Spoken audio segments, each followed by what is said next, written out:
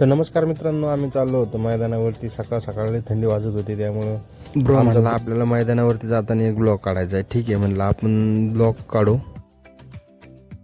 मित्रांनो, नाद लय वाईट आहे आता थंडी गाड्याचं. बघा ते गार लागते बघा. हे चादर घेऊन आलेला आहे. सध्या आमची पिकअप येते, दुपार शेट मागून येतात, तरी बी आम्ही त्यांचा वेट करतोय.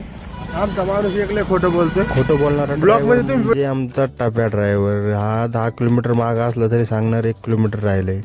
फायनली पिकअप आली आणि आम्ही फायनली पिकअप मध्ये बसलो. मागे बघितलं तर तुफान शेट कम्फर्टेबल वाटत होते आणि त्यानंतर मग आम्ही बी कम्फर्टेबल झालो.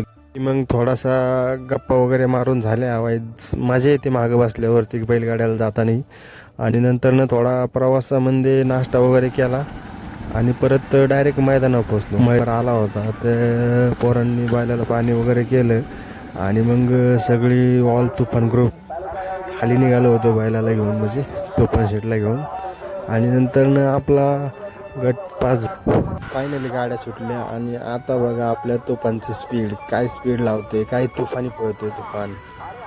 भाऊने आज रोजपेक्षा जास्तच गती लावली होती आणि फायनली आपला तुफान गट 5 झाला.